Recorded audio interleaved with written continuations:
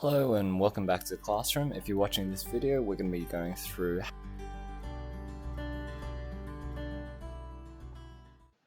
Alright, so what we have here is the actual data from our trolley experiment. Sine theta, which is our independent variable, that was the thing we were changing. And we also have acceleration, which is what we ended up finding from our data there. So just notice when you actually write the units down, it will be recorded also when you put it onto the charts. So firstly, what I did there was I clicked insert chart, and that gives us our graph here. Make sure you change this title to whatever you're measuring. So I was looking at the motion of an object down an inclined plane. That's what I did. Make sure your axes haven't been swapped around. So acceleration is my vertical axis. Sine theta is my horizontal. That's perfect. If I want to draw the line of best fit, I'll need to change the type of graph I'm using. So if you go to setup, it'll say chart type. Right now it's a line graph. I want it as a scatter plot, and it becomes like this. So that's what you have.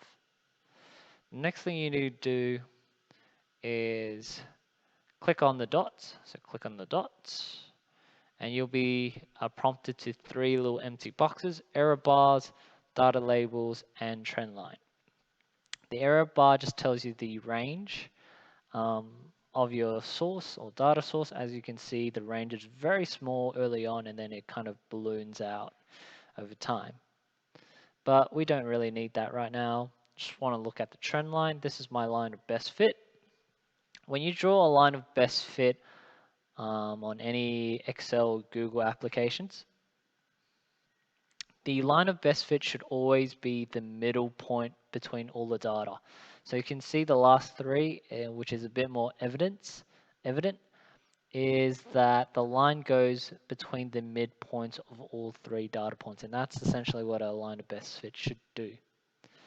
If you want to get the gradient value, just scroll down a little bit and there's a label. On the label, you click 3 options: none, custom, use equation. The one that you need to use is obviously use equation. And there is our line of best fit, 11.5 times x. The minus 3.3 is just our y-intercept. We don't have to worry about that. The actual value we have here is 11.5. That's the gradient, and that's how you draw out the line of best fit on Google Sheets, and that's also how you can find the gradient value.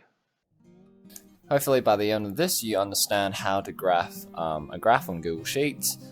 Thank you so much for watching, and I'll see you next time.